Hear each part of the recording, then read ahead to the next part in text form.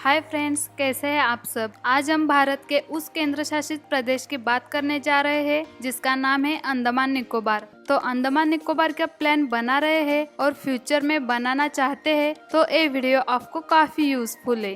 तो बने रहिए हमारे साथ इस वीडियो में। तो अगर आप हमारे चैनल पर नए हैं तो चैनल को सब्सक्राइब जरूर करना और साथ ही साथ बेल आइकन को प्रेस करना बिल्कुल मत भूलिएगा, ताकि आपको ऐसे ही इंफॉर्मेटिव वीडियोस की नोटिफिकेशन मिलती रहे। तो चलिए इस वीडियो की शुरुआत करते हुए मैं आपको अंडमान निकोबार की थोड़ी सी इंफॉर्मेशन दे देती हूँ। अंडमान निकोबार की ट्रिप किसी स्वर्ग से कम नहीं है। यह एक द्वीप समूह है जो 572 छोटे और बड़े द्वीपों से मिलकर बना है। बंगाल खाड़ी के दक्षिण में हिंदी महासागर में स्थित अंडमान निकोबार द्वीप की राजधानी पोर्ट ब्लेयर है। अंडमान निकोबार आइलैंड को गार्डन ऑफ ईडन भी कहा जाता है। यहाँ आपको जगह जगह घने पेड़, जीव जंतु और समुद्री जीवन की विविधता देखने का मौका मिलेगा। अब हम बात करते हैं कि अंडमान निकोबार में पहुंचकर उसके बाद क्या क्या चीजें करनी है। सबसे पहले बात करते हैं पोर्ट ब्लेयर के बारे में। पोर्ट ब्लेयर अंडमान निकोबार द्वीप समूह की राजधानी है। यह जगह छुट्टियों का आनंद उठाने के लिए बहुत ही खूबसूरत है। दोस्तों, पोर्ट ब्लेयर में ही आपको फ्लाइट वाला ड्रॉप करेगा और उस पोर्ट ब्लेयर के आसपास आप होटल्स ले सकते हैं, या चाहे तो आप अंडमान का जो मेन शहर है वहाँ पे भी होटल्स ले सकते हैं। होटल्स की कॉस्ट की बात करूँ तो वो आपको 2500 से 5000 रुपए तक मिल जाएंगी। तो वही अगर मैं बात करूँ अंडमान से 4 या 5 किलोमीटर शहर में जो होटल्स है वो आपको 1500 से 2000 रुपए में मिल जाएंगे। लेकिन मैं आपको सजेस्ट करूंगी कि आप पोर्ट ब्लेयर के आसपास ही रुके, क्योंकि अगर आप पोर्ट ब्लेयर के आसपास रुकते हैं तो आपको एक फायदा होगा, जैसे कि आपकी वापसी की एयरपोर्ट रहेगी वो आपकी होटल से काफी नजदीक पड़ेगा, क्योंकि पोर्ट ब्लेयर और आपके होटल का वॉकिंग डिस्टेंस 10 से 15 मिनट का रास्ता रहेगा।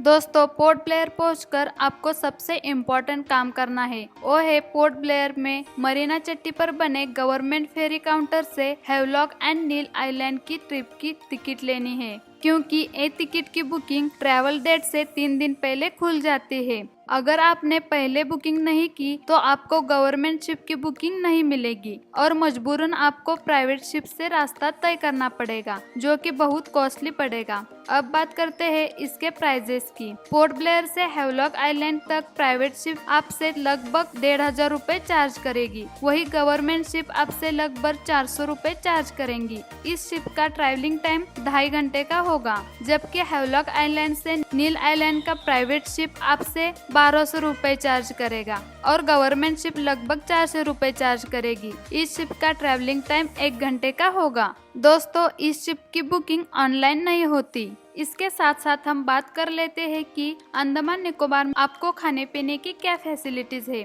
यहाँ पे आपको हर प्रकार की फूड मिल जाएंगी, लेकिन अगर आप नॉनवेज या सी फूड के शौकीन हैं तो बेहतर होगा, क्योंकि वो तो यहाँ पे सस्ता मिल जाएगा। तो आप अंडमान निकोबार में 5 दिन का ट्रिप प्लान कर सकते हैं, जिसमें आप 2 दिन पोर्ट ब्लेयर रुक सकते हैं, 2 दिन हैवलॉक आइलैंड एंड 2 दिन नील आइलैंड रुक सकते हैं। तो चलिए दोस्तों, आगे बात करते हैं अंडमान निकोबार आना कब चाहिए और यहाँ पे मोबाइल नेटवर्क की क्या क्या फैसिलिटीज है। दोस्तों, यहाँ पे मोबाइल नेटवर्क आपके साथ लुपा छुपी खेलेगा, क्योंकि वहाँ पर किसी आइलैंड पे अच्छा नेटवर्क पकड़ता है और किसी आइलैंड पे नेटवर्क आएगा ही नहीं। तो मेरा रिकमेंडेशन रहेगा, अगर आपके पास BSNL सिम है और नहीं है तो आप पोर्ट करवा के BSNL सिम कैरी कर लीजिए। इसके आगे आप एयरटेल सिम भी यूज कर सकते हैं। तो रही बात अंडमान निकोबार कौन से सीजन में आना चाहिए। दोस्तों, आप नवंबर से फरवरी के बीच यहाँ पर जाए, क्योंकि यहाँ का मौसम उस टाइम बहुत अच्छा होता है। दोस्तों, अब हम पहले 2 दिन पोर्ट ब्लेयर के पास घूमने वाले जगह के बारे में बात करते हैं। सबसे पहले आप जाइए सेल्युलर जेल। इसे काले पानी की जेल भी कहा जाता है। यह जेल यात्रियों के बीच बड़ी ही प्रमुख है। सेल्युलर जेल का निर्माण 1896 में प्रारंभ हुआ और 1906 में यह पूरी तरह से बनकर तैयार हुई।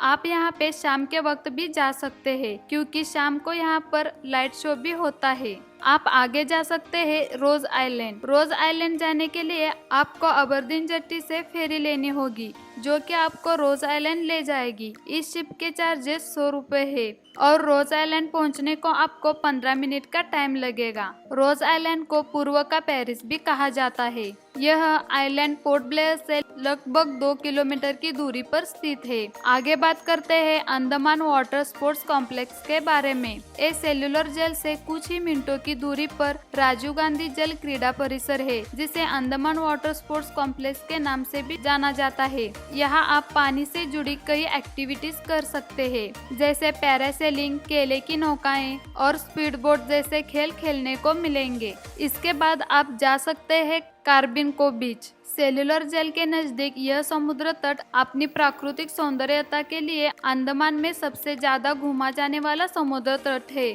वाटर गेम जैसे jet skiing, scuba diving, snorkelling जैसे एक्टिविटीज इसे और लोकप्रिय बनाती है। आप अपने दोस्तों के साथ यहाँ आराम से नारियल पानी का आनंद ले सकते हैं। बैठने के लिए नीले रंग की बेंच आपको यहाँ आसानी से मिल जाएंगी। दोस्तों, अपने ट्रिप के तीसरे दिन आप मरीना चट्टी से हैवलॉक आइलैंड के लिए शिफ्ट हुए और 2 दिन आप हैवलॉक आइलैंड में एंजॉय कर सकते हैं। यहाँ पर रुकने के लिए बहुत बीच रिसोर्ट्स और होटल्स है, जिनके रेट्स लगभग 2500 से 5000 तक है। हैवलॉक आइलैंड के सफेद बालों से भरे बीचेस, आसपास वाली हरियाली बहुत ही खूबसूरत है। अंडमान निकोबार की राजधानी पोर्ट ब्लेयर से 12 किलोमीटर दूर पर्यटकों के बीच यह एक फेमस स्थल है। यहाँ हर साल लोग बड़ी मात्रा में आते हैं और समुद्र तट का आनंद भी उठाते हैं। अब हम बात करते हैं हैवलॉक द्वीप पर स्थित राधानगर बीच के बारे में। यह बीच भारत के सबसे लोकप्रिय समुद्री तटों में से एक है।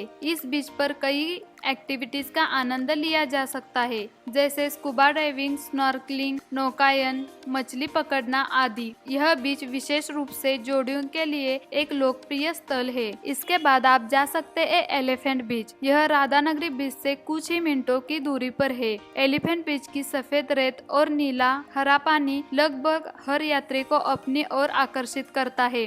प्रकाश घर से गुजरने वाले हाथी समुद्र तट पर देखने लायक होते हैं। यहाँ आप नाव की सवारी का आनंद भी ले सकते हैं। अब आगे बात करते हैं काला पत्थर बीच की। इस बीच का नाम सुनने में थोड़ा अनोखा लगता है, लेकिन यह बहुत खूबसूरत है। हैवलॉक आइलैंड से आने वाले पर्यटक यहाँ पर बहुत एंजॉय करते हैं। और आप आगे जा सकते हैं विजयनगर बीच। हैवलॉक का विजयनगर बीच बहुत ही शानदार है। यहाँ पानी हवा में उछलता दिखाई देता है। तैराकी, नौकायन, फोटोग्राफी और वाटर सर्फिंग के लिए यह बीच बहुत फेवरेट है। और अगर आपके पास कोई समय बचता है तो आप चिड़िया टापू भी जा सकते हैं, जिसे सूर्यास्त पॉइंट और वर्ल्ड आइलैंड भी कहा जाता है। यदि आप सूर्यास्त के सुंदर दृश्य को देखना चाहते हैं तो इससे अच्छी जगह कोई और नहीं हो सकती। यह समुद्र तट पोर्ट ब्लेयर से लगभग 18 किलोमीटर दूरी पर स्थित है, जहां जाने के लिए 30 मिनट लगते हैं। यह प्रकृति प्रेमियों के लिए एक आदर्श स्थान है। हैवलॉक आइलैंड घूमने के बाद आप अपने ट्रिप के 5वें दिन नील आइलैंड जा सकते हैं, जिसकी फेरी की टिकट आपने पहले से ही ले रखी है। नील आइलैंड में आप कई बीच घूम सकते हैं। सबसे पहले आप जा सकते हैं लक्ष्मणपुर बीच। लक्ष्मणपुर बीच भरतपुर बीच के नजदीक है। यहाँ शानदार जैव विविधता, सफेद रेतीले समुद्र तट और वनस्पतियों को देखा जा सकता है। इस आइलैंड की गिनती आरामदायक और शांत बीचों में की जाती है। आइलैंड का सबसे बड़ा हिस्सा लगभग 5 किलोमीटर लंबा है, जिसे आप 2 घंटे में चलकर घूम सकते हैं। आगे बात करते हैं भरतपुर बीच की।